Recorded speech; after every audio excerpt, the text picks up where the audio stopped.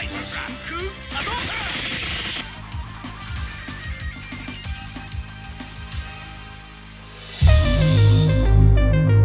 yo. Back hero.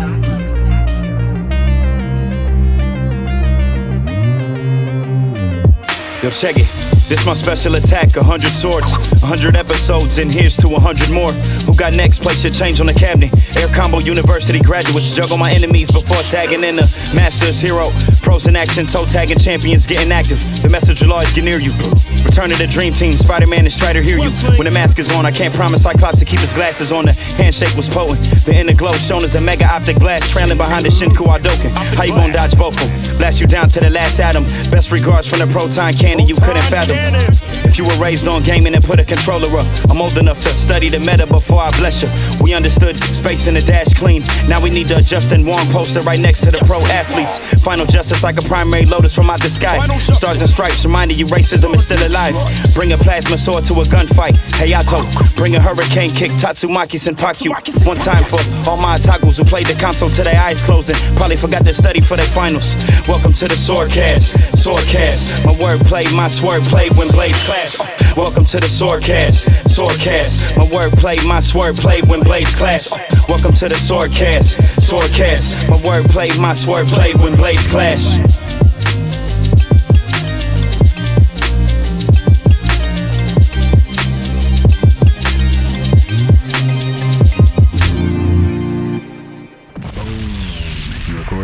Yes. In the year 2024. Right. What year is it at the beginning of the old Transformers movie?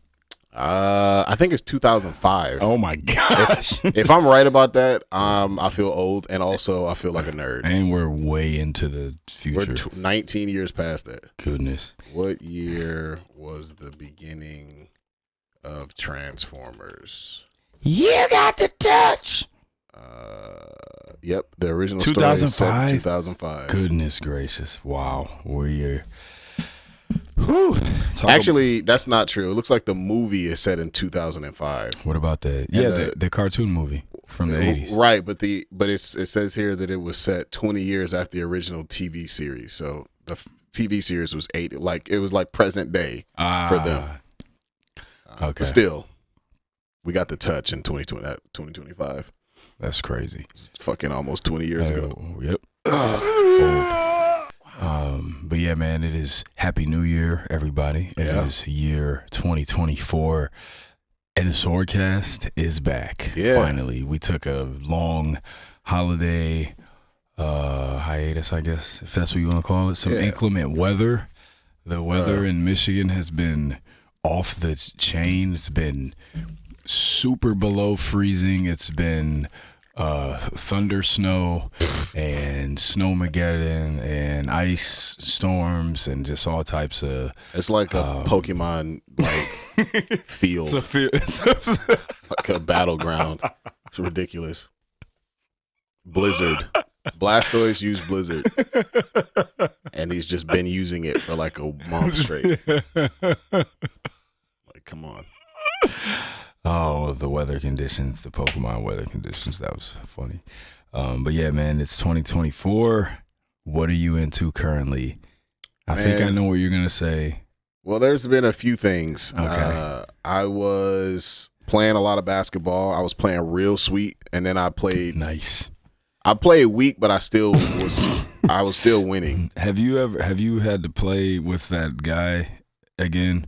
The one guy who kind of who insulted my who insulted family. you, but then you bounced back and you carrying. No, but I've not seen him since after the game where I was carrying it. But I had 2 really, really good weeks in a row after that, and I was like, I was back in the circle of like the respected players.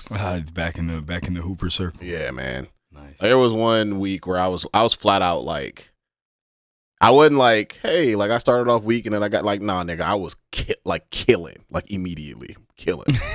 Like I flat out couldn't be checked. Like it was, matter of fact, at this age, I usually defer to like the young dog. There's always some young dog on my team that thinks he can hoop. So I did that. And then I realized, that thinks he can hoop. You know how it is, man. Yeah. Then I realized like, oh, wait a minute. You aren't better than me now. So actually give me that bitch right quick. You know what I'm saying? Watch out. Move. Actually. Excuse me. I hit back-to-back game winners in two different games where one I like when I realized that dude wasn't as good as I thought, I just like I literally, it was one of those like put your team on your back moments where I went and scored like 3 straight times, including the game winner. And so this is where I feel like I was unlocking some basketball tech. The first score was just like a drive to the basket, no big deal. Word. The second score was a one dribble to the left pull up, and as a right-handed shooter, you know, pull up to the left that's a money jumper. Right. And it just felt like I didn't even do nothing really crazy, but like when I shot it, all the crowd was like, "Ooh!" It just looked. It just must have looked. It just looked like nigga. Yeah, I do this. You know what I'm saying? Like I wasn't no mistake. You know how some people do that, like, and they just shoot it kind of upside down, sideways. Like, nah, I got to my spot, 1-2 pull up. Yeah, that shit look picturesque. It's been in my DNA for quite some time. I've been doing this since 99 type shit. Facts. Knocked it down, and then the next possession, I went back to the same move and threw a counter in. So one dribble pull up to the right or to the left, spin back to the right, like leaning fadeaway for the jumper mid range. For the win, game time. And then I had like it was one of those like where the gym kind of shut down for a second, like everybody oh yeah, kind of thing. Oh, that feels good. It felt Always. good. So the next week I played pretty good as well, but I started off hot, and then I started missing, and then I did some OG shenanigans where I got like, so we won our first 2 games and then we lost to a team that had like this big like 6'12" like clearly college player who was like, it was one of those things where like, okay, this nigga, like as a hooper, there's always this moment where you kind of try to size up everybody in the gym, and this was one of those size ups where I was like, okay, this nigga clearly, there's no point in me even like feeling any type of way. Yeah. Like this nigga played like overseas probably, and even when I was in my peak, I probably wouldn't, because he was like legitimately like 6'7". Yeah. Even when I was in my prime, I would have had a hard time trying to guard him. He was just too big. Right. So I did we actually almost beat them, but I did some shenanigans where I kind of OG'd him and was like, hey, bro, fuck that list, bro. You on our team. I kind of like got him on our team. And it kind of, I mean, we started winning. Couldn't nobody really check him. But I started missing because I was like out of rhythm because I wasn't really shooting anymore. Mm-hmm. I was more just kind of trying to set him up. And then we almost were about to lose. And in the last game, I hit back-to-back threes to win. And then I literally, because I was missing and I was irritated. So I hit 1 3 and I was like, you know, kind of the finally type shit. Mm-hmm. And then it was kind of a back and forth where it was like game point for both teams had game point. And then I was gassed at this point because I was playing for like 4 hours, gassed. And I told myself when I got the skip pass it was like a dribble drive kick in the corner. I told myself before I shot it, I'm like, this is the last shot of the day. You're going home. I'm making this shot. We're winning, and I'm fucking leaving. I'm getting in my car, and I'm going home. And I knocked that bitch down, and I got my car, and I left. Spoken into existence. I was I was like tired of playing, but I really wanted to win. So I was like, all right, fine, give it here. I'll just make it, and then we'll leave. Spoken into existence. It's facts.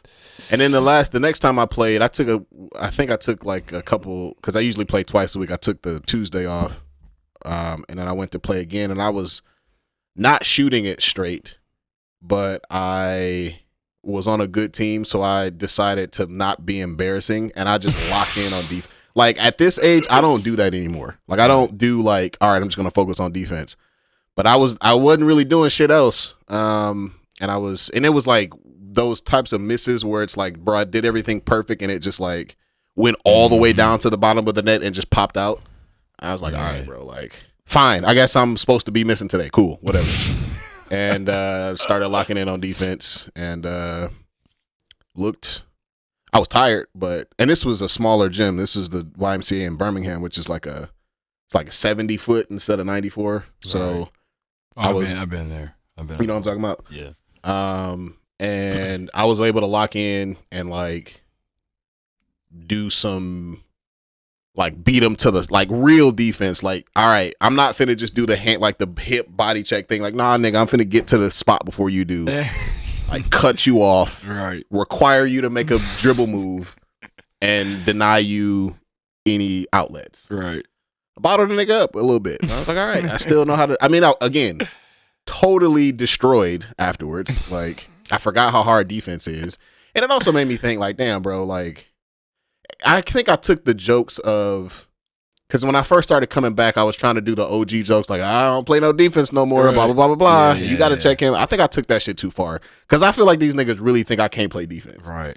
That's like, wait a minute now. I'm just only saying that because I don't want to get injured. I'm not trying to get hurt. And I'm like still trying to get back in shape. But like, don't get it twisted. Can't none of y'all niggas, except for maybe like one or two of the really, really quick guys.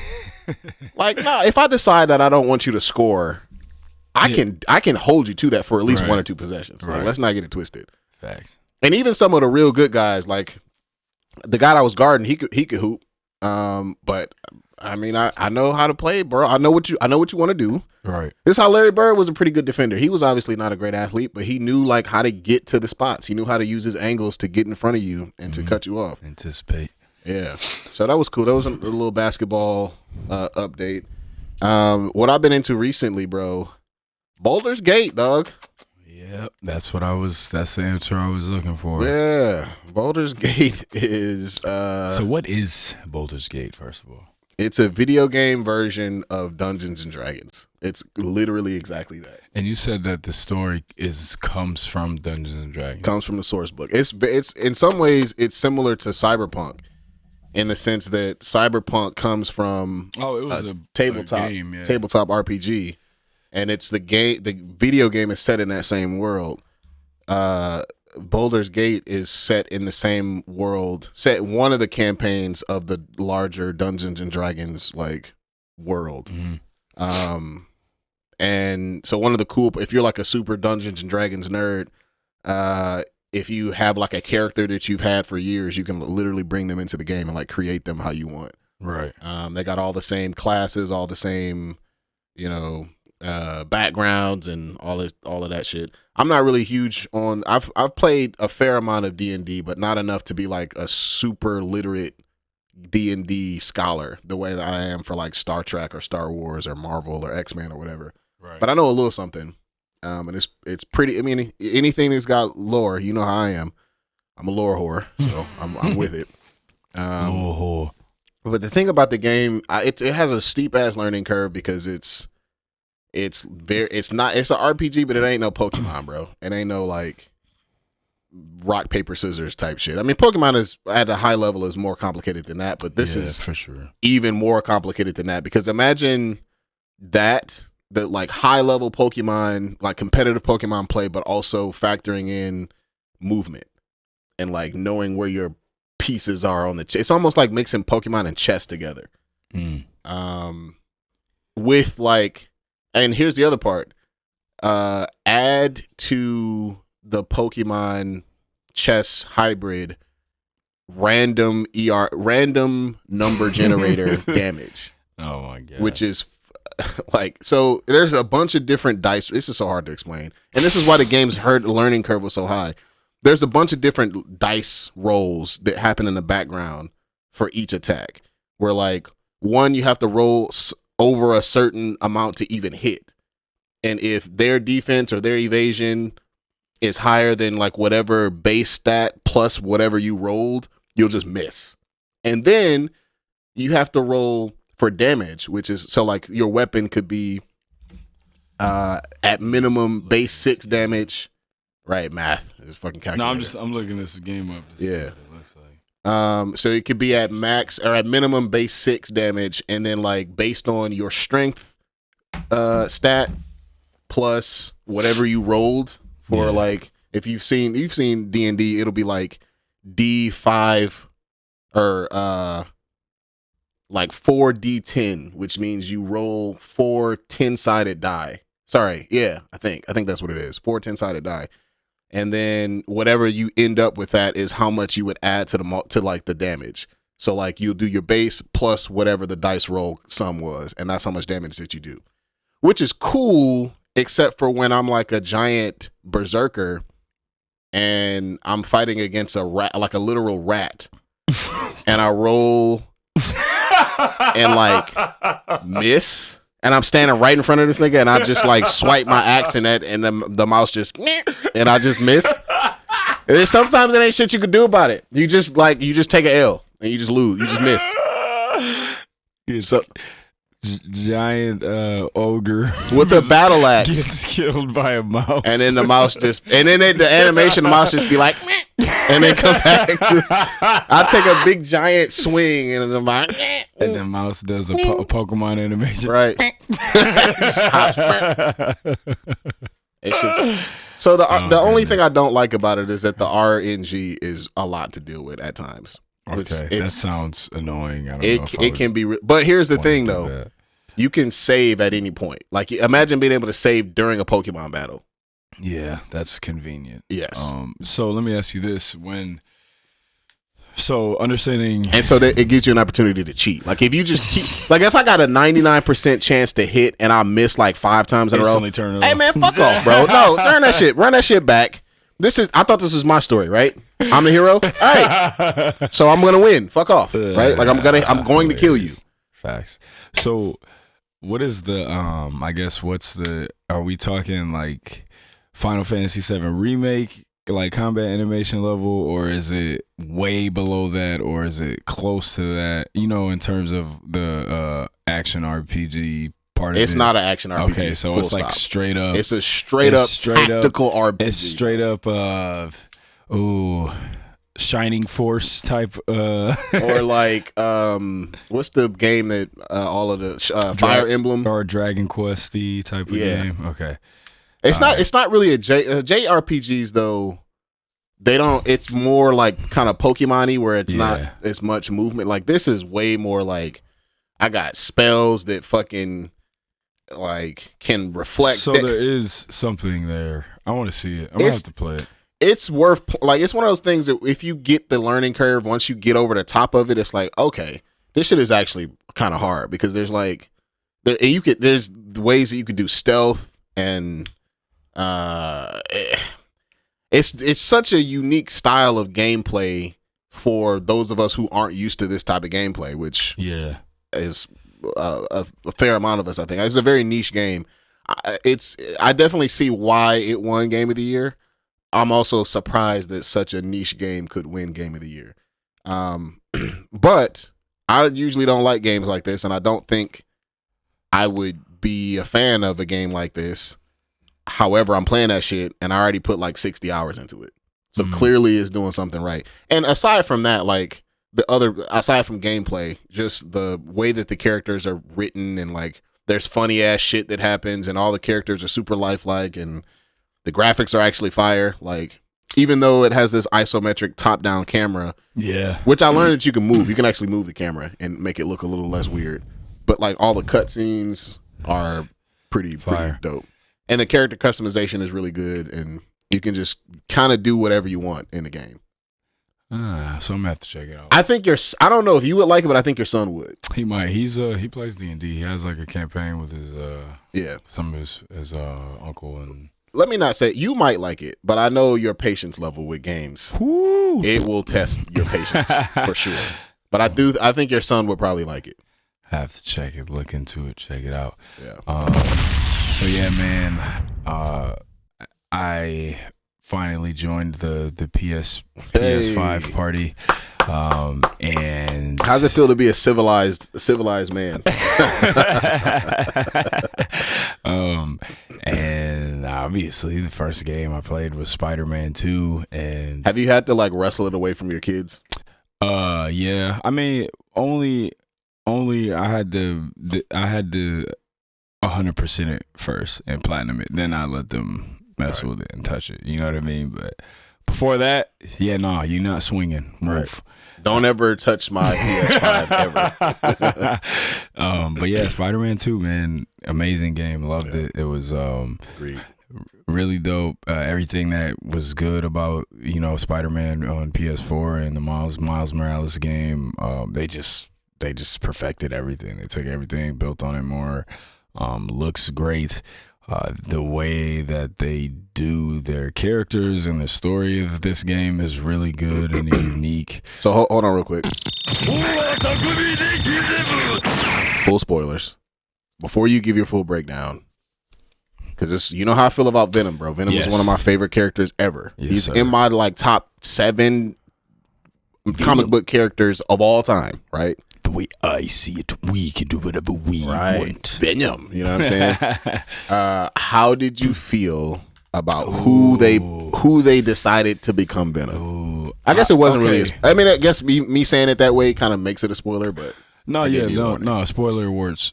Spoiler awards. Hey, welcome back to the spoiler awards. Spoiler and alert. our guest Rufus. He don't be spoiling. Let me not do that narrative. He used to be really into spoilers, and I finally convinced him a little bit. Like, bro, stop ruining movies for yourself, dog. He still doesn't care about him the way that I do, but he's getting better. Self-spoiling, that's hilarious. Yeah. But spoiler alert, if you have not played Spider-Man 2, yes, Harry Osborn is Venom in this game. And I'll say this, I thought it was mad creative. And I mean, obviously, if you played the first one, they had the little cutscene at the end, so we kind of knew what was up as far as them trying to harness the Venom symbiote and use it as a healing for. I knew the cutscene at the end, but I was surprised to see them go that route. That's where it led, yeah. And I agree too. I was in a similar position. I was under the impression that they were trying to swerve us by making it like that, and then maybe Eddie Brock or Flash Thompson or somebody. But I was certain it was going to be Flash Thompson. Yeah, just because he hasn't really had a role in big this universe. Yep. So yeah, I thought it was dope. I'm gonna be honest. I thought it was creative. And then another spoiler, just the way that the direction that they went with everything from that point on, right? Not just the Venom symbiote, but the anti-Venom too. And, that was fire. And the way that they made Peter the anti-Venom, like, it was so good, and it was really dope. I also loved how they introduced Carnage as well. Bro, this game, Spider-Man 2, so one game of the year. Nah, but it was good, man. Everything, the way they, and it's, when you platinum the game, you do these side missions, and there's always something is way bigger than you think it is, and that was the whole fire, the kind of that cult of, what's it? I can't remember their name, but the fire people, the cult, those people, and of course it ends up being a Carnage Easter egg. That wasn't the only thing that was bigger than what you thought. What else you got? Did you collect all of the spider robots? Oh yeah, I did. I did it all. Yes, and then of course the spider robots, super dope thing there. Yep. They just do a great job of including so many characters, man, and kind of surprising you with some people. The fights in this game, where the boss fights were incredible. Yeah, I think my favorite boss fight was when Miles fighting Peter, who had gotten just completely taken over by the Venom symbiote. That fight was amazing. I was beating the brakes off Peter. I was beating the crap out of Peter. Don't you ever disrespect I was taking pictures and snapping photos. Right. Don't you ever disrespect me, bro. I'll beat your ass right now. And I did, nigga. The Connors fight was dope too. When you fight the lizard, that fight was awesome too. Obviously the Venom stuff. You get to be Venom. Bruh. You get to. That was fire. If you just want to, I would say, even if you're not a big Spider-Man fan, you have to play this game just for the part where you get to be Venom and just beat up like 10,000 cops. Yeah. It's amazing.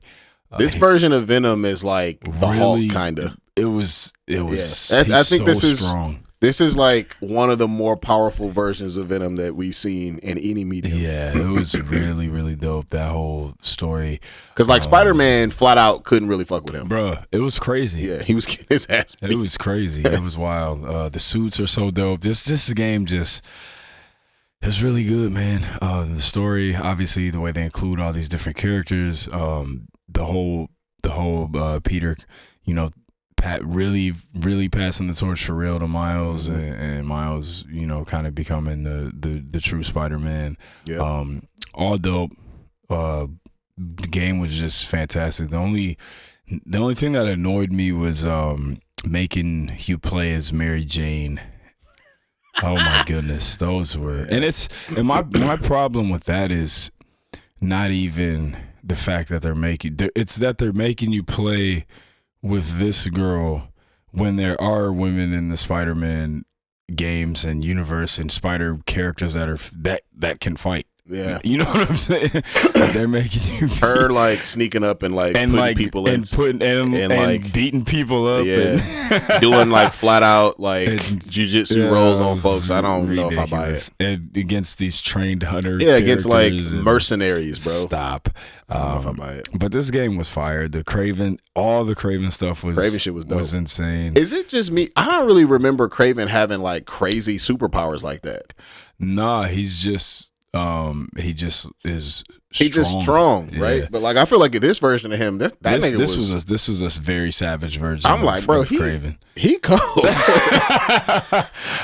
This was a very savage version of Craven, and then spoiler alert, Venom just bites his head off. Yeah, brutal, graphic. But this game was really, really dope, man. The Craven stuff, again, the Venom stuff, awesome. The Carnage reveal, then you get the Silk reveal at the end, which was Silk's fire. Dope, man. Silk is dope, bro. Silk is from what I know about her in the comics, she is better at webs than any of them niggas. Yeah, by a mile. Yeah, like the way, because she does webs out of her fingertips, not out of her like wrist or whatever. Web shooters, yeah. And it's a really interesting spin, like how they do, like spider powers, but kind of like Miles got the invisibility. Miles still the GOAT. He still got the best power set, but I think Silk is like right there. Yeah. They both are shitting on Peter, in my opinion. Yeah, this is really dope. Love this game. One of my favorite games. Cannot wait to see where they go next with this series. The game was awesome. Literally 10 out of 10. I loved it so much. Agreed. Of course, Platinum did. And I think the next game I'm gonna play on the PS5 is probably gonna be Horizon Forbidden West, and then I'll probably play Baldur's Gate after that. But I'm waiting on Rise of the Ronin, of course. And the game I'm most excited about, I have no idea when it's gonna come out, but that Phantom Blade Zero looks ridiculous. Can't wait to play that.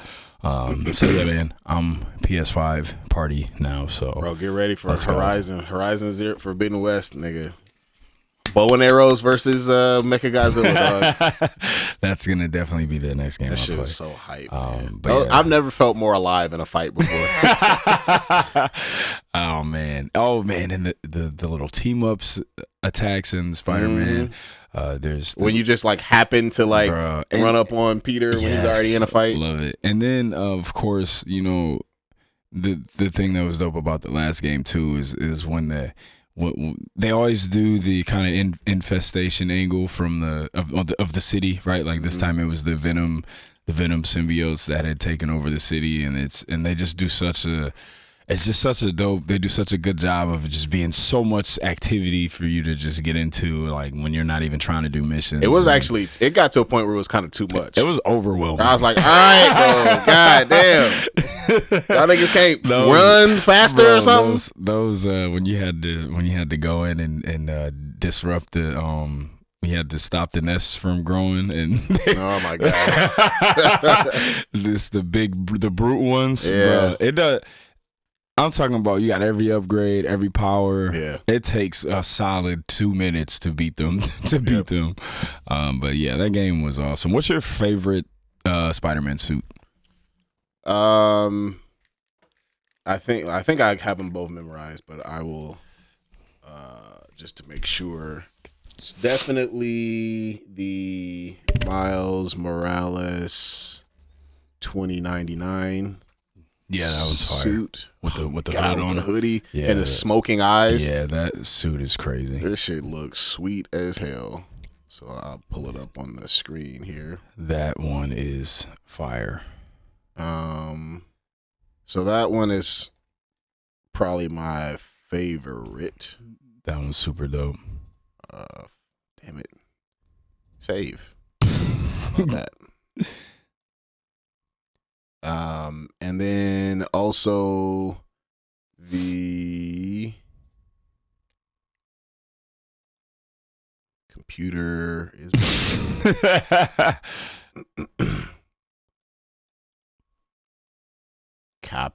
Cappy, and nothing. We're getting there. Computer's being a bit slow here. We're working on it. Working on it. Oh, man. Rest in peace, J. Dilla. Man. Dilla Day coming up at some point in February, I think. There we go. So we got this one. Fire. And then I really liked also, I think this one is the cyberpunk suit. Oh yeah, with the bomber jacket kind of and the headies. Yeah, that one's dope. This one's hard. That one's dope too. So my favorite, this is kind of my new favorite. My favorite Spider-Man suit has always been the symbiote for Peter. But I love the Miles 10th anniversary look, man. That's definitely my new favorite Spider-Man suit. I pull that one up. I thought that one was dope, and then just kind of going back and reading, some of the Miles comics, and he's once the 10th anniversary issue hits, I think it's like maybe number 30 from a couple years ago, and he wears it for quite some time in the comic too, and it looks really dope. So I loved the Miles 10th anniversary suit. Is probably my new favorite Spider-Man suit. Hey, what the fuck? Now it's blocking our faces. Yeah. But that 10th anniversary suit is really dope. It's like he's got like the ninja mask over the Spider-Man mask, bottom part of the mouth, and then the crew neck. It's just really dope. I think I'm gonna try to find it on this same website so they can all be in the same style. Yeah, that one. I also like the end suit fire as well. Yeah, he's like old man when he wears that suit. I actually read that run. That one was pretty cool. Yeah, Miles 10th anniversary suit, definitely my favorite. It's dope. Which colorway? Oh, so I like the dark red one. Yeah. So I think it would be like the second one. But yeah, man, that one. Woo! That's my favorite Spider-Man suit. Right there, really dope. This game, man, this game's fire. This is great. Moving on. All right. My favorite thing to start the year off always is Wrestle Kingdom. Wrestle Kingdom 18 was dope. It's good matches all around. Good show. My son stayed up, watched it live for the first time ever for him. That was cool. Obviously the cool big things that came out of this. Tetsuya Naito beats Sonata for the IWGP World Heavyweight Championship, and I've said this before: greatest long story ever in wrestling. Finally wins the title. So at Wrestle Kingdom 14, he won the titles, but then he didn't get to do his LIJ roll call. He got like attacked by Kenta before he could do it. Then this time he goes to do it, and then Evil comes out to attack him, but then Sonata makes a save, and he gets to do it. So Naito finally gets his Tokyo Dome moment. Incredible. It's dope. And this was cool. It kind of felt like it did when Tanahashi won, and the year Kenny Omega left to go to AEW, because it's their last time on top, right? Body, the last ride. Yep, and that's what this is for Naito. His body is definitely breaking down, and he's getting older. It's crazy to think of him as older. It is. He's not as old as a Tanahashi, but he's just had, his body is just beat. His knees are destroyed. He had to get eye surgery twice, so he's just beat. But it was dope to see him win the title. It was great moments in the show. Shingo versus Tama Tonga. That match was a banger. Tama Tonga's leaving New Japan. Where's he going, you think? I don't know, man. I know he's coming stateside. For him, I don't know. And Tama's dope, but I don't know what he would choose. He seems like an easy fit in WWE. Definitely, 100%. But I think we've talked about, and I'd be cool with that.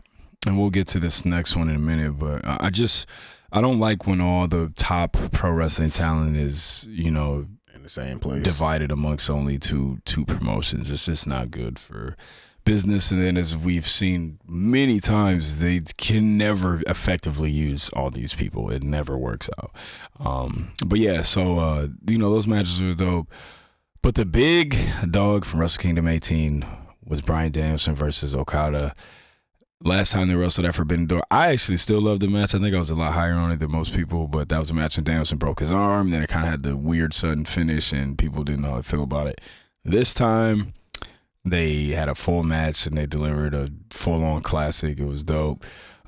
Sadistic, mean jerk. Bryan Danielson is the best one, and that's what we kind of got here. And he was trying to break Okada's arm, and Okada, sacrificing his arm to still hit the Rainmaker on him. Like, the match was really, really dope. It was perfect. It's obviously it's my favorite match of the year so far. And what always happens is the best Wrestle Kingdom match usually ends up being my match of the year most of the time. So we'll see.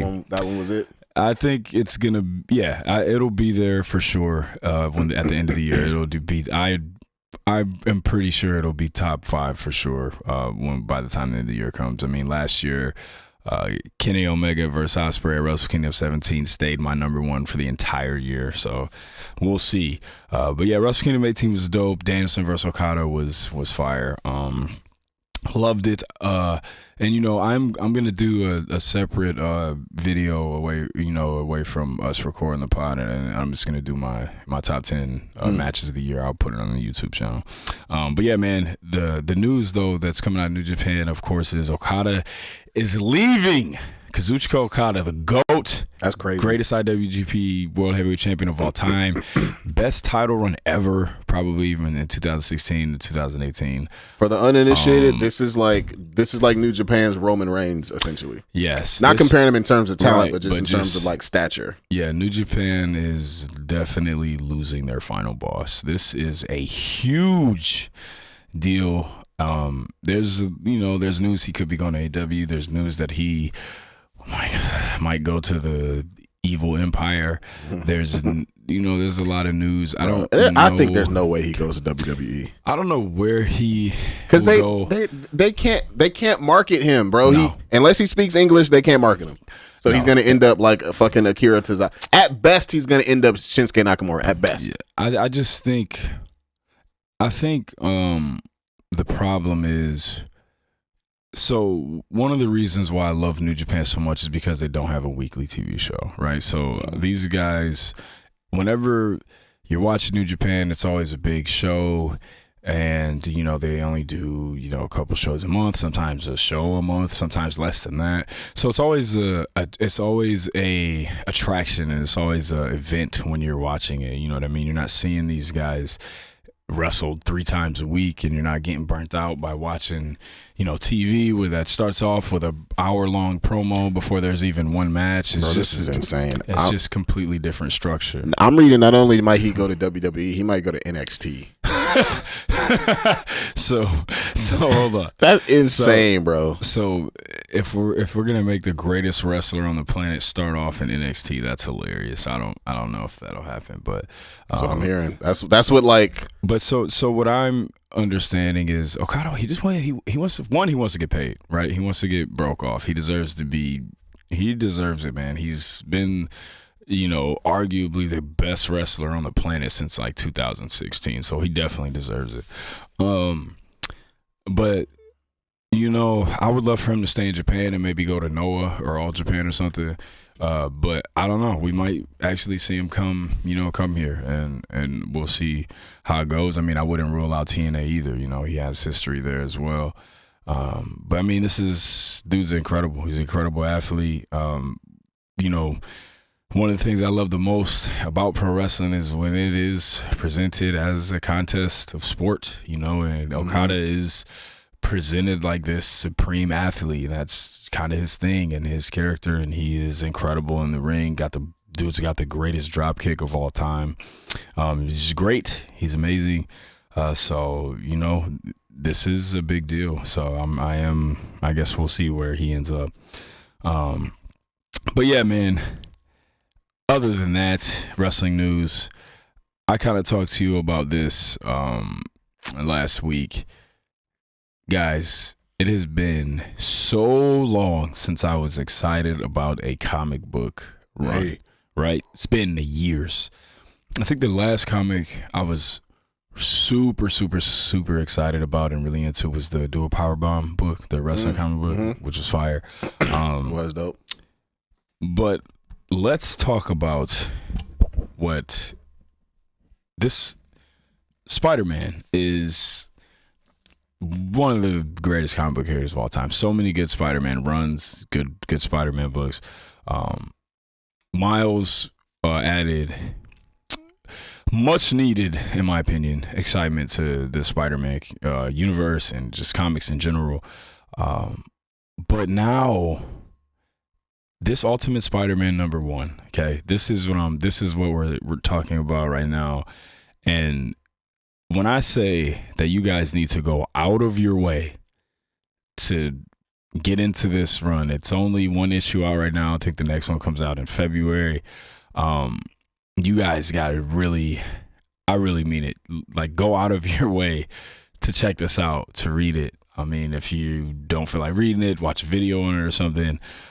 First of all, it's written by Jonathan Hickman. And if you know Marvel comic books, you know Jonathan Hickman is one of the be my GOAT, I think. That and one of the true GOAT writers. You know, and as Hero said, Hero's a big X-Men fan. You know what I mean? So you're gonna find people like Hero that will say that he is the GOAT writer, okay, ever. Yes. He's certainly in the pantheon. He's certainly in the Mount Rushmore for me. Jonathan Hickman is amazing. He's writing this new Ultimate Spider-Man. Not everybody likes him because he's always kind of smart and well, are y'all dumb? Yeah, pretty much. Yeah. Sounds like a you problem. So Jonathan Hickman, amazing writer. He's writing it. Okay. Then the other formula that I need to enjoy a good comic book, the art is top shelf. Who's the artist? I'm actually not sure. You should look it up. I am not I'll look it up. Positive who is doing the art. It is here, go ahead, look it up real quick. Marco Cicchetto, not familiar. Yes, it is. That's who it is. I know he was doing Daredevil. I can see it. But this guy's kind of looks a little Daredevil. Yeah, this guy's really dope. But the art is amazing. And what this is, okay, Ultimate Spider-Man #1, guys, for 2024. I haven't been this excited. This is arguably maybe the most excited I've ever been after reading a #1 issue of a comic. Wow. I'm being so serious right now. So what this is a reboot of Spider-Man story on the Ultimate Universe.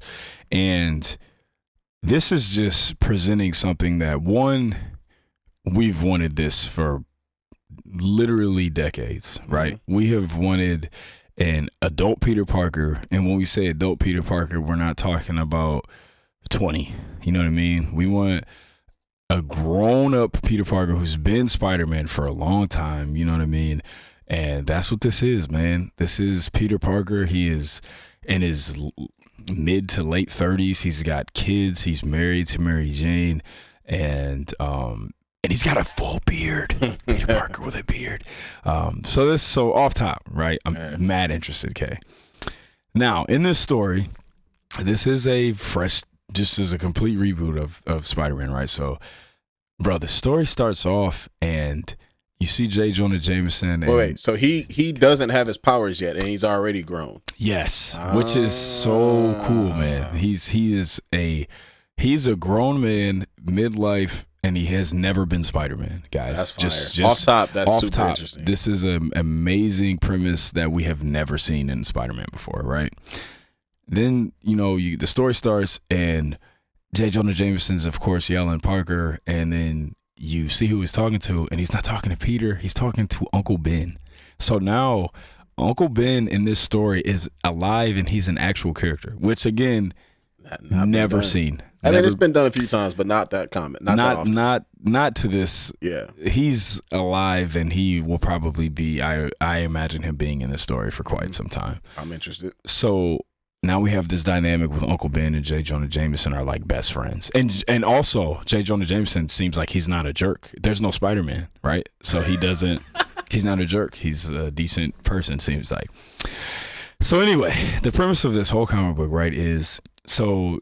There's a lot here in the stuff that led up to this, but in some of the Ultimate stuff previously, there's this evil version of Mr. Fantastic that does this, mastermind or whatever. With the weird helmet, and he does this thing where he's the one that caused the incursions. Yep, exactly. And he does this thing where he makes it so the heroes of this universe don't exist, right?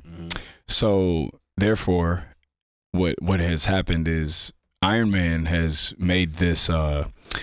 He has this device, and he sends it out to Peter Parker of this time. And basically, what happens is throughout this whole book, he's depressed, and he doesn't know, what he's really doing with his life at the time. And he works at the Bugle and everything, but when he gets this thing, you find out that he got this message from Tony Stark from the future. And it's basically that universe is Tony Stark or Prime Tony Stark. I believe it's that universe is Tony Stark. Okay. So he gets this message from Tony Stark, and he ends up explaining to. And I could be wrong. That could be a detail that I missed. So don't quote me on because that. If it's Hickman, he might try to find a way to reference some of his older stories. And I think that's what it could be. But it's Tony Stark, and he tells him. You're not living the life you're supposed to be. And he just basically explains this whole situation to him. And he's like, you were supposed to get bitten by a radioactive spider 20 years ago, and you were supposed to be helping people. You're supposed to be the hero of this. You know what I'm saying? And he just explains all this stuff to him. And throughout the whole book, he's just like thinking about that. And he's like, what is this dude talking about? You know what I mean? And all this stuff. So then at the end, he goes out on the roof, and he decides to listen to the full message again, and he listens to it, and he explains to him everything that's going on, and he says, I want it. You know what I mean? And he takes the radioactive spider, and he lets it bite him, and then he's in the Spider-Man suit at the end, dog. It's so sick. It's like, hey, look, I might have to go out on a limb and say since Secret Wars 2015, and this is a crazy hot take. If Hickman didn't write it, it's not canon for me. Like, bro, the Hickman verse. I don't even disagree though, because the Hickman verse is so tight and everything. Bruh. Even though it's complicated, it's so clearly connected. Yes. And if you venture outside of it, like, what the fuck y'all talking about? Yeah, like you might get confused. Yeah. Y'all niggas need to catch up to Hickman, bro. That's a hot take, but I'm not mad at it. Yo, give Hickman the Dave Filoni role. Bro, facts. And, dog. Matter of fact, bro, give Hickman the fucking Kevin Feige role, bro. Dog. Bring him to the big screen. Hickman only, dog. So MCU featuring Hickman. So that was just a real quick rundown summary of this. I mean, it's got we've got Kingpin, we've got Harry Osborn, who's already the Green Goblin, and it seems like he's being portrayed as a hero in New York. And we've also got a situation where, like I said, Uncle Ben is the head writer for the Daily Bugle, and Jameson's not a jerk. And we could also have a situation where the media is supporting Spider-Man, right? When Peter starts, being Spider-Man. And then we also have a Peter Parker who actually wants to do this, right? He wants to be Spider-Man. He wants to do this. He's a grown man. I just think this is like, it's got so much potential to be like all-time status. I'm super excited about it. And I think it's going to be really dope. Can't wait for the second issue. It comes out in February. So y'all go out of your way to check out Ultimate Spider-Man 2024. There's only one issue out right now. Go read it, man. It's fire. I'm in there. Boom. All right, man. It's been a long time since we did a top 5 of the day. A lot of good movies came out in 2023. What are your top 5 favorite So hold on, wait, films? pause. So we had a game plan. Yes. And I just heard what you did to kind of switch it up a little bit. I'm going to take this opportunity because I actually have my top 10 games list ready. Let's do it. So I'm going to do that, and then we'll finish with our collective top 5s. Boom. All right, so I got my top 10 games of 2023. Boom. And there's some good ones here, obviously. I think most of these won't be surprises, but I think a few of them might. So I didn't really have any honorable mentions because I'm realizing 10 fucking video games is a lot to play in a year. For me, as an adult with a whole ass like job and I think it's a lot. Family and all of that shit, you know what I mean?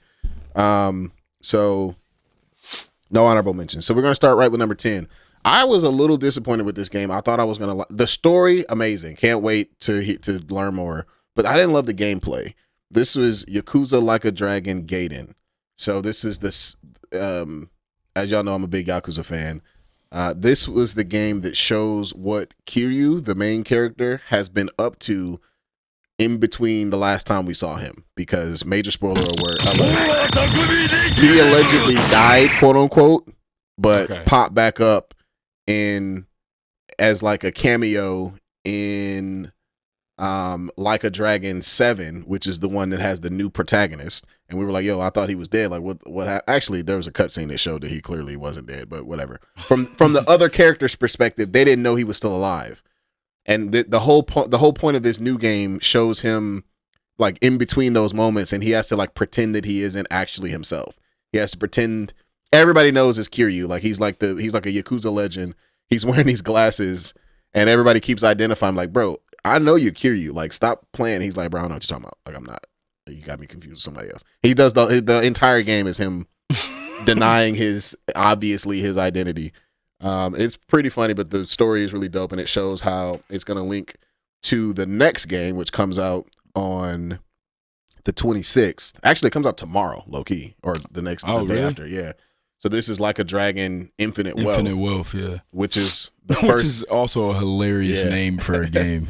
It's the first game that has two protagonists. It has Kiryu, who's the OG protagonist, as well as the one that they just introduced, Ichiban Kasuga, and they're going to be together. And it's in the RPG like format, instead of the beat 'em up style. Right. So, but the gameplay. So because of that, the gameplay for Yakuza Gaiden was kind of lackluster in my opinion. It was all right, but there's this move. All the OG Yakuza players and the SwordCast fans will know what I'm talking about if you're not a OG Yakuza fan. There's this move that Kiryu has called the Tiger Drop, which is basically a counter. It's basically anytime you're about to get hit, you like drop into like a sunken like reverse punch, and it like it interrupts like every move, and it just absolutely destroys people's health bars. And every single game they've like nerfed it more and more and more, to the point where it's like, all right, so clearly y'all got tired of us milking the Tiger Drop, right? And at this point, it doesn't do that much damage, and it's fucking impossible to do. The timing window is like a fraction of a second, so it essentially makes it not viable as a move. And it's just kind of like, all right, cool. So you want me to use this new weird spy shit that you added to this game, whatever, but I want to just do the Tiger Drop like I've been doing for the past decade. What's the problem? Anyways, so they nerfed that. There's a lot to explain, but essentially he's being contracted by a government agency, and that's why he has to erase his identity. And they've like outfitted him with like spy tech. So he has like a wire that he can choke people with, and like a exploding cigarette. Exploding cigarette. Yeah, it's silly. Yakuza does this thing where they're like, it's got a super serious ass story, but it's like wacky as fuck at the same time. Almost like Saints Row level of wackiness. It's not quite that ridiculous, but there are moments that are close to that ridiculous. All right, so that's my number 10. I love the story. The gameplay was a little lackluster. Number 9, this is kind of low because of a lot of the other games that I played ended up surpassing it. Just because it's hard to explain. Like, the gameplay was fun, and it was a good story.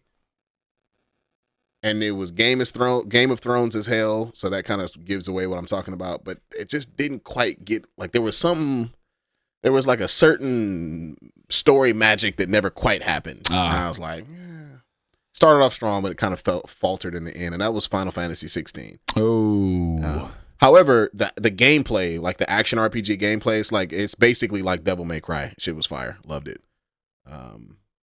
But the story was great foundation, great lore. Basically ended up being sort of a, hey, classic super god villain wants to destroy everything type shit. So all right, whatever. Y'all niggas been doing that for 1,000 years now, so what else we got? Number 8, dog, Street Fighter 6. Yes, sir. Street Fighter 6 was fire. I absolutely loved their I forget what they call it, their world traveler mode or whatever. I think it was Road Warrior or World Warrior. That shit was really, really dope. The story was actually low-key kind of fun too. I mean, it was interesting. I was interested to see what was happening next. And just being able to, so they tied the lore of it being the same city that Final Fight took place in. So, you know, Final Fight, the story in Final Fight is that like every year there's like a citywide catastrophe. And so now baked into the city's DNA is that like every citizen in what was it, Mad Gear City or whatever, every citizen in that city just likes to fight now because they've grown up in a world where like everybody fights all the time. So that's how they justify you just walking up on somebody and just power bombing them, and then y'all just start scrapping. And you can just walk up to somebody and be like, "Hey, you want to scrap? Fisticuffs? Hey, you want to, like Isaiah Stewart, hey, you want to get after it? Y'all could just fight afterwards." Isaiah Stewart. What a goon. They straight up asked politely, "Hey, just like to fight?" Like, we... Okay. And he did it with such confidence. Like, it's one of the funniest. Because he was talking crazy. He was talking crazy, and Isaiah was so sure of his hands. Oh, okay, cool. You want to fight then? Oh, I thought so. Shut the fuck up. Yeah. Oh, no? Oh, you don't, huh? Oh, okay. Well, be quiet. Get out of here. Hilarious, man. Yeah, so Street Fighter 6 is basically Isaiah Stewart, the game. Where you just walk around and just generally ask for fisticuffs. Hands. All right, so number 7. We've got Hi-Fi Rush, bro. One of the most creative games I've ever played. No, I didn't play it, but I do remember. It's so dope. It's like rhythm-based beat 'em up. Right. And it's a crazy concept, but that shit works. And people were complaining about it because they ain't had no rhythm. They didn't. Oh, y'all. Like, I just can't get the timing right. Oh. That shit easy for me. Make this game for me. This is ridiculous. I'm like, I'm jamming in this bitch. Like, this is terrible. They didn't. Who were they? Who did they have in mind when they made this? You know what I'm saying, bro? Like, I was in that bug jamming, dog. Like, hey, this game sucks. Nah, you just gotta find some. Now there were parts of the game that were hard as fuck, but it was just like there were even the ones that were like really really tight windows. It was still on beat, but it was just like instead of a quarter. I'm about to get into some producer talk. Well, actually, so instead of a quarter note that you were is the window, it's like a eighth note triplet. So it's still on beat. Right. That nigga immediately just fell asleep. As soon as I said eighth note, just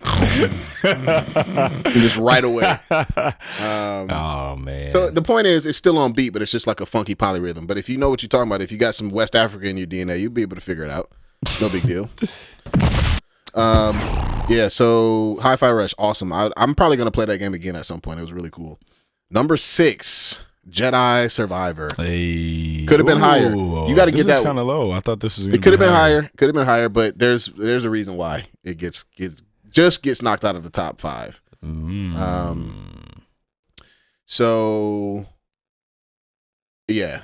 Jedi Survivor was awesome. It was every bit as good as Jedi Fallen Order, but longer. Because my complaint about Jedi Fallen Order is that it was fun as hell, but it was just short. It was such a short game, dog.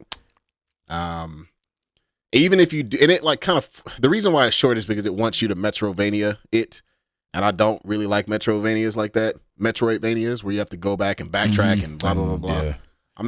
That's not my favorite type of game, but I did it. I went back and played it again and I did it. And it prepped me for the second game. And the second game didn't have quite as much of that, but it was just more stuff. There was more gameplay going on. And there's one mission. You played Fallen Order, right? Mm-hmm.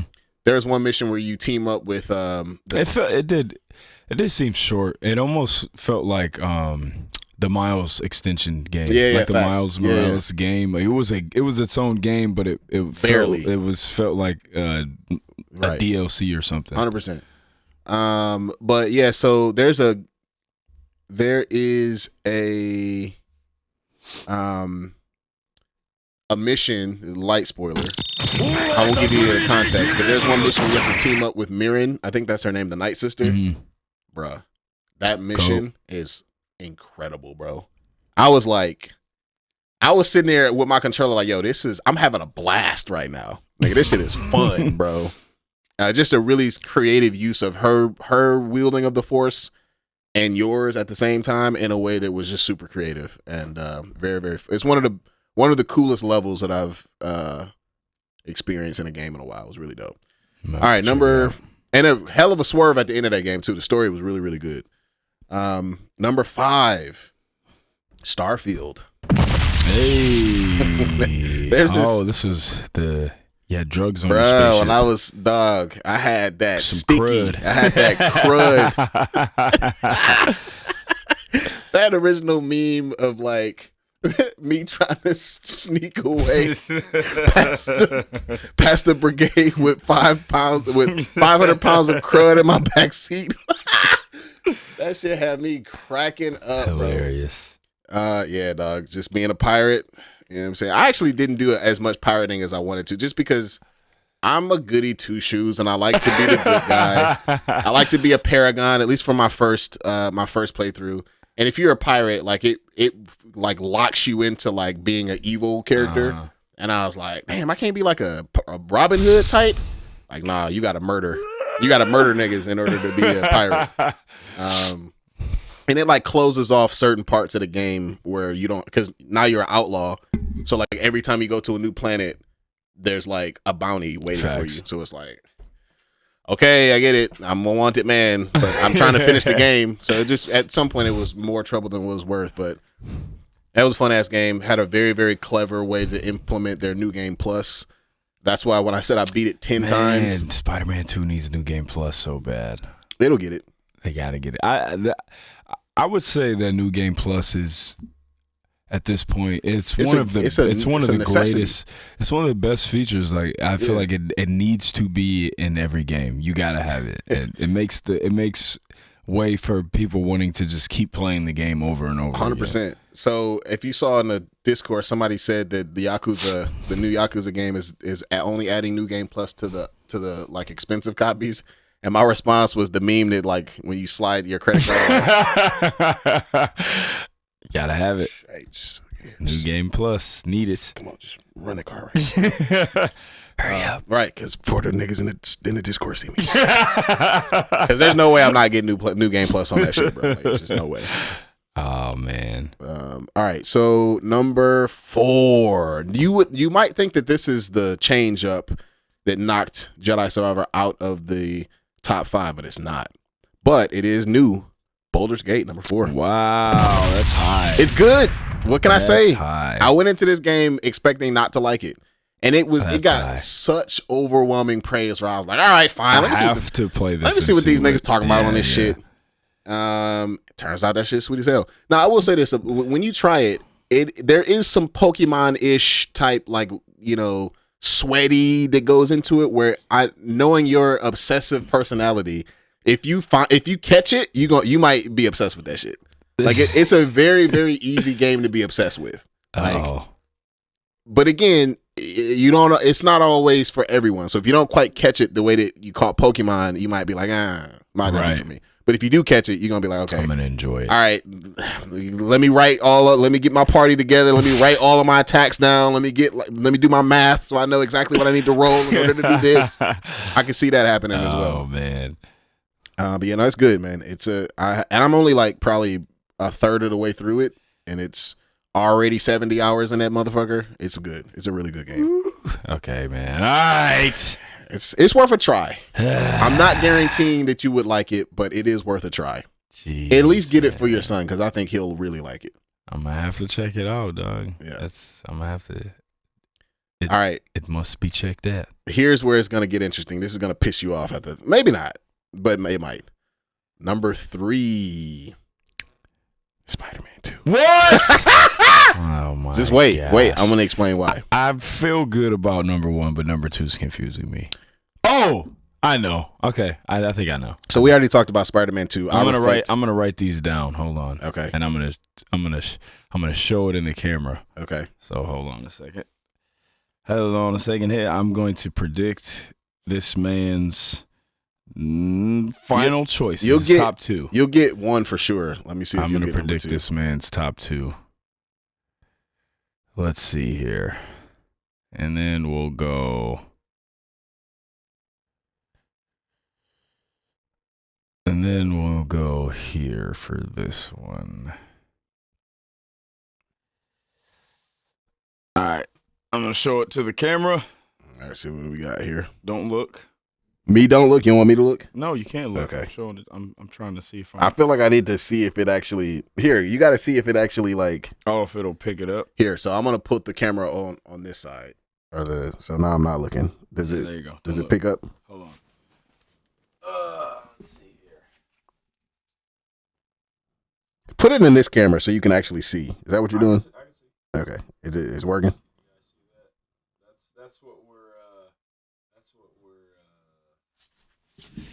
That's what we're predicting for his top 2. The second one got cut off a little bit by the screen, but you know what I'm talking about. All right, let's see what we got here. All right.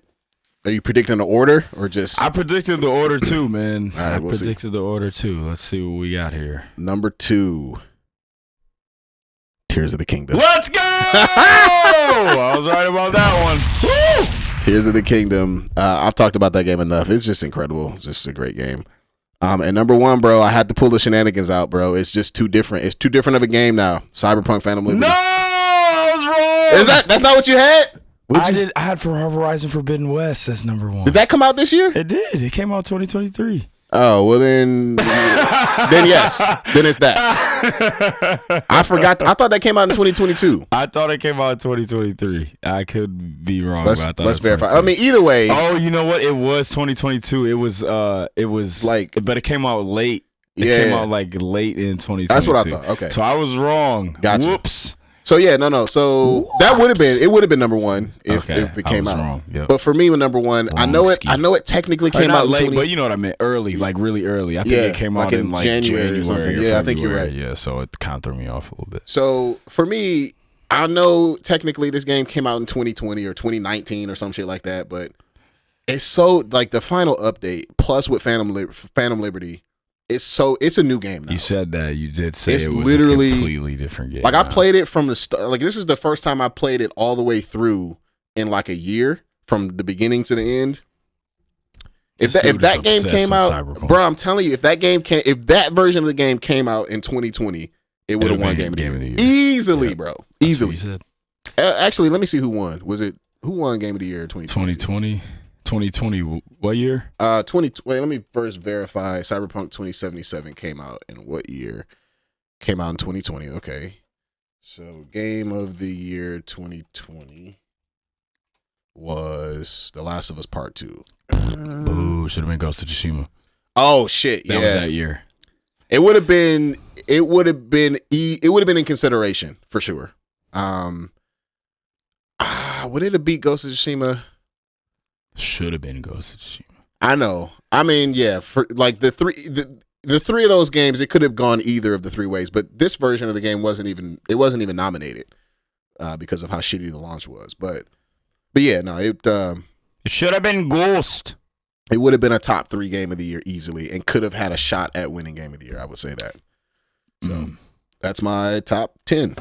Boom! Hero gives us his top 10 favorite games of 2023. Be sure to check in with Noveliss for his top 10 matches of the year. Boom. Yes, I'm going to do a video and I will post it on my top 10 favorite matches of the year. But now we're going to get into this top 5 favorite films of 2023. I'll go first since you just rattled off your games. All right. Obviously there was a lot of good movies this year. So I'll start with some honorable mentions. My first honorable mention doesn't quite get into the top 5. Godzilla -1. I still haven't seen that. It's good, man. It's definitely a journey back to the old school style of the Godzilla movies.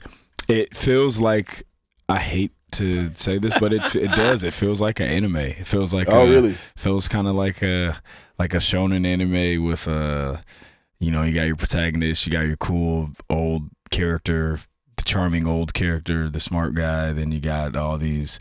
It feels very shonen, and you know what? I really love the ending. I think that I know you haven't seen it, but I'll just say that it has a good ending, right? And I think that sometimes filmmakers get a little too much of a morbid, like, you know what I'm saying, like a morbid boner where they just want everything sucks and everything's got to be messed up and sad and I think that a lot of movies get a little too caught up in that. So one of my movies on my top 5 is the opposite of that. So yeah, but that movie's dope. You know, another movie I really loved was Polite Society. That movie was fire. Yes, that movie hell was yeah, really that dope. shit was dope. That movie was really dope. I saw the trailer for it and definitely wanted to watch it. It was cool. And then this is, I really wanted this movie to be in the top 5, but it's my top honorable mention because I just couldn't squeeze it in over some of these other movies. But The Creator is my 5B. That's my other honorable mention. But let's go. Top 5 favorite movies of 2023. Coming in at number 5, Guardians of the Galaxy Volume 3, man. Nice. This movie was dope. I think that this was I think it's the best Guardians movie, and I think they finally got the action right for Guardians. I felt like they hadn't done that yet, and the first, they're funny and they have good soundtracks, but I just didn't think that they had nailed the action style of these characters yet. And in this movie, they finally did. They nailed it. Focusing on Rocket was obviously great. Bringing the High Evolutionary as a villain was really dope too, and creative. Like Drax, always hilarious, but finally felt like they kind of nailed his fighting as well. And I can't stress how important it was to have this Gamora, right? This Gamora from not Peter's Gamora, right? This was a different Gamora, but this is the more comic book accurate version of the character. And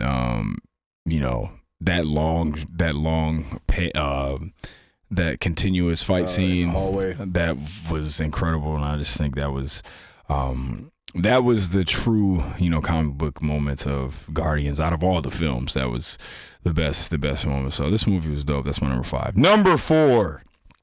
Everybody hates this movie. I don't care. I've seen it like 5 times. Rebel Moon. I loved Rebel Moon. I thought it was dope. And I'm excited for the next one. I want to see the part 2. And you kind of hinted at this before. There's so many characters that are that we don't know a lot about, and I would love to get you've been on top of this for years. Series, guys, we need series. Abolish movies. Only series ever. Only. He was trying to get rid of all films. Right. Just no films. Only series. High budget HBO miniseries. Only. And you guys know how much I love Dune. I'm a little worried. My excitement level for Dune Part 2 is 10 million. But after that, I'm a little worried if they're going to keep trying to do movies. I think after you finish this next movie, which I don't know where it's going to end, I'm so deep into the Dune, dog. I thought I was going to stop reading Dune after the first book. I finished Dune Messiah, so now I'm reading, I'm almost done with Children of Dune, so I'm like, I done fell all the way in the hole. There you go. And the things that go on, you just can't be done in movies. You have to do a series. So I really hope they do a series. But I love Dune so much, I started talking about Dune instead of Rebel Moon. But I thought Rebel Moon was dope. I liked it. The action was fire. The fighting was really good. The characters are sweet. I just want more. I'm excited to see what comes next. I liked it. I flat out liked it. So I'm excited for the next one. I did also. Coming in at number 3, John Wick 4. Hey. This is the greatest American action movie ever to me. I mean, this, bro, you can, John Wick, not a crazy thing to say. John Wick 4 is the best American action movie ever to me. And honestly, I want to put it at number 2, but I want to kind of stick to a similar theme for my top 2 favorite movies of the year. But John Wick 4, incredible fight scenes, the new characters they added. Hiroyuki Sanada was amazing. Donnie Yen was amazing. Keanu Reeves, amazing as always.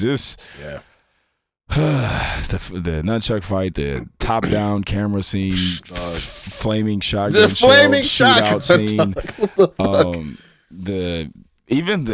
the new Mr. Nobody character. This he was so cool. Bro, this movie is so good. It's just flawless. Love John Wick 4. I hope they don't make another one. They are. I don't want them to. There. This one was so good. It was a great way to end the story. I feel like it's already been confirmed. I think they flat out are. They need to chill. But John Wick 4 is incredible. I think it's the greatest American action movie ever. Fight scenes, just untouchable. It's so cool just seeing these old actors just in their old age just pulling off all this, these amazing action scenes and stuff. It's really dope. Old masters for the dub. Number 2, Teenage Mutant Ninja Turtles Mutant Mayhem. Come on, love this movie. Loved it. I love this animation style. Love the new take on the Turtles. The music was awesome. The No Diggity fight montage, incredible. That was fire. This movie is so good. I love it. My kids love it. It's like it's their Ninja Turtles movie now. You know what I mean? So I love it. I was, they were into that. And my daughter loves it too. For Christmas, I was hunting down all the toys and vehicles and everything from this movie for them. This shit was funny as hell. And it was hilarious. Yeah. And it's just cool, seeing this new take on them. I'm excited for more from this. Can't wait to see Shredder come into this universe. The fights were incredible. The animation was incredible. Super dope. Loved it. I thought it was a masterpiece. I can't believe it's not up for Animated Movie of the Year. Has it not been nominated? It didn't. I think it was. It's Boy and the Heron. It's what else got nominated? Boy and the Heron got nominated. Shout out to Studio Ghibli. I still haven't seen that. I have to see that movie. I'm sure that might have even been in my top 5 if I saw it, but I haven't seen it yet. What got nominated? Boy and the Heron got nominated. Elemental, the Disney movie, got nominated. Yep, Robot Dreams. I think Mutant Mayhem got snubbed. It should have been in there over some of those. But you know what else got nominated? My favorite movie of the year, Across the Spider-Verse. Incredible masterpiece. Again, this bothers me because animated movies don't get all the love they should get at these awards because yes, it was an incredible animated movie, but it also had one of the best scores. And it's not going to get nominated for that because they don't treat animated movies like regular movies. They just don't. That's just what they do. But this movie is incredible. Everything from I still, if I had to pick one, I'm still going Into the Spider-Verse. Bruh, I watched that movie a couple days ago. That movie that's one of my favorite movies ever. Like that. And Into the Spider-Verse is just ridiculous. That movie is incredible. This movie took everything that worked in that movie, all the visual stuff, and it just made it bigger, louder, more colorful. more going on. The scene with Miles escaping the spider headquarters, it was just, oh my God, that movie. I honestly think that this movie has a chance. The third movie has a chance to be like an all-timer. Oh, facts. If this next movie, I think it really has a chance to be, one of the greatest movies of all time, and I'm sure it will be. But can't wait for it. This movie is incredible. Everything about it, all the way down to the score, the characters, the story, the action. I'm really excited. The comedy was funny. I'm really excited to see what they do with this third one. So that's my top 5 favorite movies of the year, man. Number 1, Across the Spider-Verse. Oh, I'm supposed to start at the bottom. Number 5, Guardians of the Galaxy Volume 3. Number 4, Rebel Moon. Number 3, John Wick 4. Number 2, Mutant Mayhem, Ninja Turtles. And number 1, of course, Across the Spider-Verse, one of the greatest animated movies of all time. Boom. All right, so in the interest of time, I'm going to go quick here. Heroes number 1 is Napoleon. His number 2 is Oppenheimer. His number 3 is... I still haven't seen Oppenheimer. I don't really care about that. It's too long, bro. I'm going to have to wait till that shit come out. I kind of want to see it just because I hear it's good. But I kind of don't. Yeah. Too damn long. All right, so I have two I had a couple more honorable mentions, but I'll just share a couple. Hi. The first one is Creed 3. Hey. Thought Creed 3 was good, man. That doesn't even feel like it came out this year. It did. That is interesting. It did. Creed 3, yeah, man, it was good. I liked it. Shout out to, it was a shonen anime boxing. Right. The other such a good comparison. So unfortunately I couldn't get Turtles into my top 5, but it is an honorable mention. I loved it. It was great. Another one that was on Netflix. Not a lot of people have seen this movie. Leave the World Behind. You told me about it. It's a sci-fi movie, right? It's not really. It's like a thriller.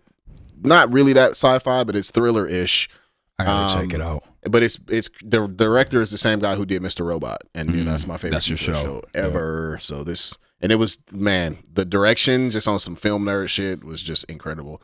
And it has an ending that I know a lot of people didn't like, but I fucked with it. I thought it landed for me, bro, because like that's what would happen.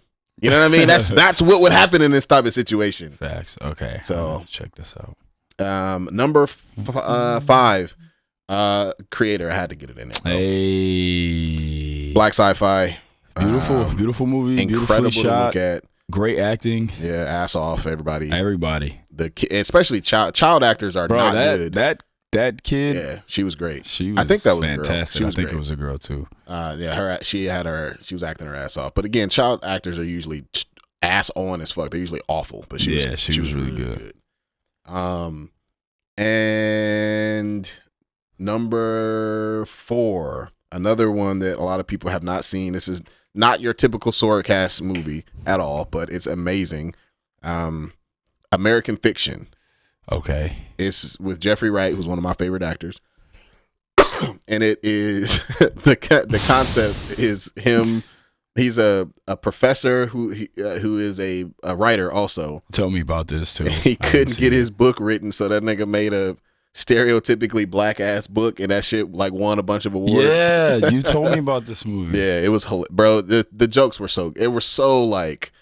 This movie found a way to be the movie that white people thought it was going to be, where it was like, oh, look at this kind of a smart movie that's like whatever. And it was also like openly making fun of the white people who were thinking that about the movie while it was happening. It was what's this movie called? American Fiction? American Fiction. I have to see this movie. Now, is the author in this movie black or white? Yeah, he's black. It's Jeffrey Wright. Yeah, that's what I thought. Yeah, he's black. I remember seeing a trailer for this movie. Yeah, I think I looked it up after you told me about it. It's fantastic. Now we're getting back into some stuff here. Number 3, John Wick 4. Hey, that's a SwordCast movie. Flaming top-down shotgun. Full stop. Like, it's one of the greatest action scenes ever. Period. That movie got a lot of the greatest action scenes ever. Like watching that in theaters felt like being on a roller coaster. Like it was legitimately like Like, what the fuck is going on? Bro, I went and seen that joint by myself. I saw it once, and then I saw John Wick 4 in theaters like 3 times. I went to see it by myself one night, I think twice. It's just an amazing movie. Number 2, I gotta give our boy John Boyega some love, man. They cloned Tyrone. Number 2. Man, I still have to see that movie. That shit is so. You it's said it was everything great. that I wanted it to be and more. It's hilarious. John Boyega was acting his ass off. All right, I'm about to see that. It was is a this little bit sweaty. news about Book of Eli true?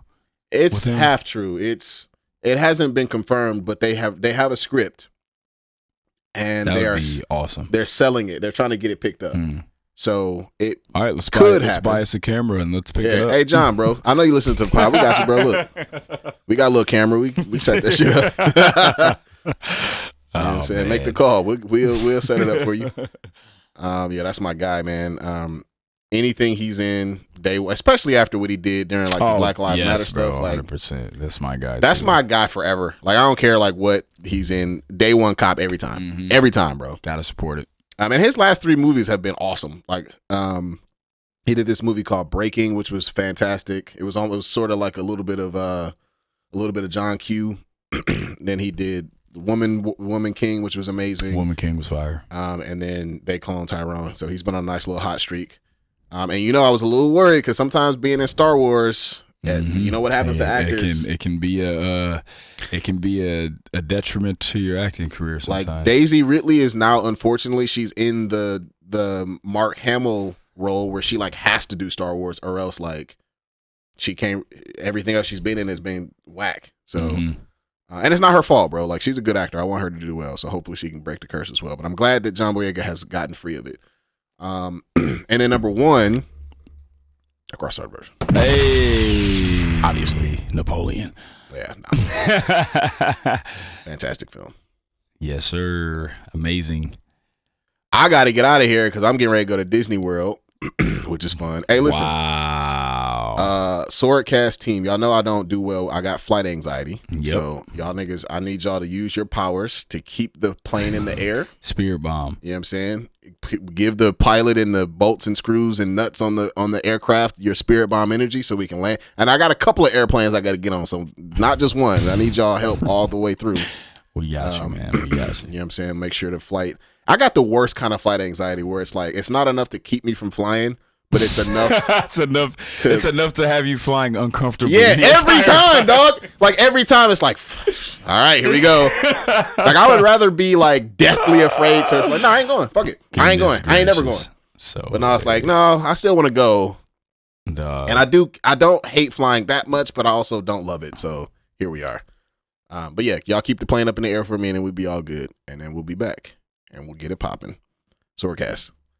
Yes, sir. Thank you all for listening. We're back. We will catch you guys when Hero gets back from having fun at Disney. Yeah, it'll be cool. Peace.